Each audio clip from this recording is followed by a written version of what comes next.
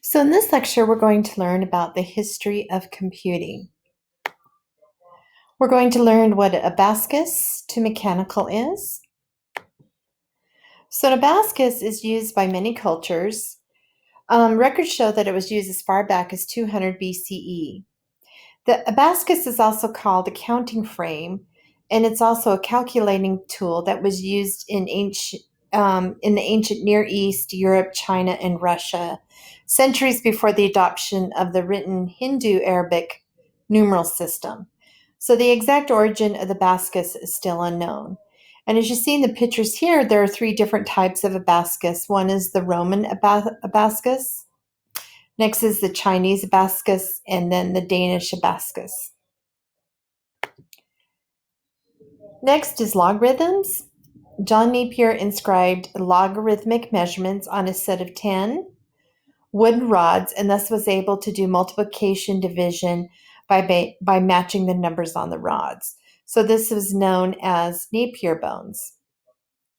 And so this was also a counting system in order to do arithmetic calculations. Slide rule was developed by William Oughtred in 1621 England, and he invented the slide rule, which is a logarithms on a ruler. And this is a mechanical analog computer, and it was used regularly for calculating until the mid 1970s. So a lot of engineers, architects, construction workers used a lot of these slide rules to do their mathematical calculations. Next is the Pascaline, and Blaise Pascal invented at 19 to help his father with adding and subtracting, and this became a mechanical calculator. So as you see, as you move the gears, you were able to do adding and subtracting. Next is the step reckoner, and Gottfried Wilhelm Leibniz invented the step reckoner, which is a digital mechanical calculating machine, which was invented around 1672. And it can perform all four arithmetic operations like addition, subtraction, multiplication, and division, whereas the Pascaline was only to do subtraction and adding. So this was considered the first binary arithmetic tool. Next, we're going to talk about cards and vacuums. And on the left-hand side is a punch card, and then on the right were computer vacuum tubes to make the computer work. So the Boschen loom is applied by the paper program. His father used player organs to a loom, so it allowed workers to produce textiles faster, designs, and so on, and to move more efficiently than ever before. The next is the Falcon loom, which was upgraded from paper to cards, and the cards were looped together to form a pattern. And the automatic difference engine and the analytical engine is Charles Babbage is known as the father of the modern computer. So the automatic difference engine was designed to help in the construction of mathematical tables for navigation, and then analytic engine was to have a punch card to input a memory unit called the store, an arithmetic unit called the mill, automatic printout sequential program controls, and 20-place decimal accuracy. The analytic engine was so advanced that they could not be built for close to 100 years. And in the picture here is called the difference engine. So you can see how technical it is and how the different kinds of things that were coming out on the cards to perform some kind of mathematical designs. So the Hollerith Tabulating Machine Company, this machine was created for the census in 1890. It was sold to businesses, and later models were widely used for business applications such as accounting and inventory control. It spawned a class of machines known as unit record equipment in the data processing industry. And in 1911, the company became IBM, the International Business Machines. And this is an example of a first digital electronic computer. So Asanoff-Berry computer, or ABC, created with vacuum tubes and capacitors. And they use binary math in order to get the computer to work or get the computer to read calculations. McClossus is the world's first programmable digital electronic computing device. Originally created by the post office, it was used as a code breaker to decipher German wireless traffic in World War II. However, it could not be reprogrammed and was decommissioned after the war. And these usually took up like a whole room of just trying to figure out different types of things during the war, what was going on with the Germans. And the Mark I was invented by Dr. Howard Aiken of Harvard. Mark I was the first electromechanical computer capable of making logical decisions, like if X equals 3, then do this. And then the Rear Admiral Grace Hopper is the reason fixing problems in computers is called debugging. The Mark I was malfunctioning, and Admiral Hopper checked out the reader and found a dead moth wings were blocking the reading of the holes in the paper tape. She removed the moth and taped it to her logbook and recorded. And that's how they call it debugging. So we're talking about transitions to transistors. So on the left is the first transistor, and on the right is a silicon transistor. So the UNIVAC is the first practical electronic computer. The Universal Automatic Computer was built by Eckert and Moschly. It was used by the Bureau of Census in 1950. The unique feature of the UNIVAC was that it was not a one-of-a-kind computer. It was the first general-purpose electronic digital computer designed for business application produced in the United States, and this was mass-produced.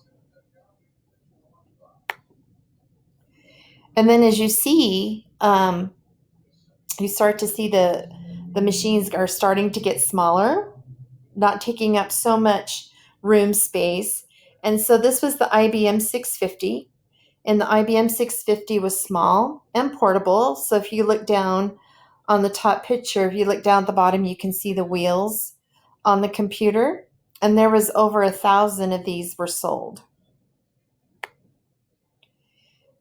So again, you look at the different types of IBM 704 and the IBM 360. These are kind of like what was starting to become networking. So the IBM 704 could store one component per chip. So during this time, several programming languages were developed. Fortran, which is Formula Translator. COBOL, which is Common Business-Oriented Language. Lisp was a list processor. ALGOL was a logarithmic language. And BASIC is Beginner's All-Purpose Symbolic Instruction Code. So the IBM System 360 third generation chips could only hold 10 components per chip. So this is when the computer language, so computers can start to talk to each other. So this is the PDP-8. In 1965, the PDP-8 became the first integrated circuit computer, and this started the size and cost revolution of computers. So then you have the explosion of invention. So 1971 to 75, you have the first microprocessor created by Intel. 1977, you had the Apple II, which was the most successful microcomputer. 1981, you had the IBM's 5150, which is the first PC. 1984 was the first Mac. And then we meet the internet. So on the left is the IMP used in ARPANET, and then on the right is the CERN data center with with the World Wide Web and mail servers. So in the 1960s, the interest in packet switch networks. So the original messages in green and then blue and then red. And then as you see on the diagram, it goes out to all different types of networks so they can talk to each other. The ARPANET made its contributions to computing. Doug Engelbart, he created the mouse. Network to share computers. First, email, which is Internet Relay Chat. The TCP/IP protocol, which identifies where a computer network is at, exactly where it comes from and which computer. And then email evolves, and then domain names start to evolve, such as .com, .mil, which is military, and .org, which is for organizations. So in the 1990s, the internet was moving from academic, military to commercial. So it became the normalization of email, which was AOL, AIM, or You've Got Mail. Invention of web browsers from Linux, Alta Vista to Web Crawler. And then digitization of jobs in academia, MUX and MUDs, listservs, and 3D animations. So we evolved from storing information from paper to cloud. So the dot matrix to inkjet printers. So dot matrix, you had to feed the paper into the dot matrix, and the dot matrix is on the left-hand side. And so it would go really, really slow, make a really loud noise. It would probably print, very, very slow. It would take probably 4 or 5 minutes to print one page. And then you switch over to the right-hand side to inkjet printers, which were a lot faster and a lot more paper and more print jobs could come out in a really quick time. So floppy drives were used to store. So the 8-inch floppy drives, notice that technology started out large and is now becoming smaller. You have the 5.25 inch and then the 3.5 inch on the right-hand side. And then floppy disks were initially very flimsy and floppy. And then as they started to evolve, the 8-inch and the 5.25 and 3.50 were encased in hard plastic with a metal protection so the data wouldn't get ruined. If you look here in the center, this was like a film where all the data was stored. And so they began to put this metal piece on it so the data could stay protected. And then you have hard drives, which are inside.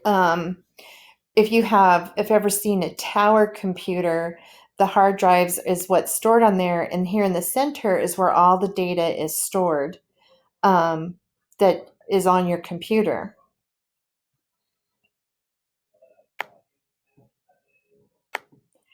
And then we begin the development of the flash drives and CDs.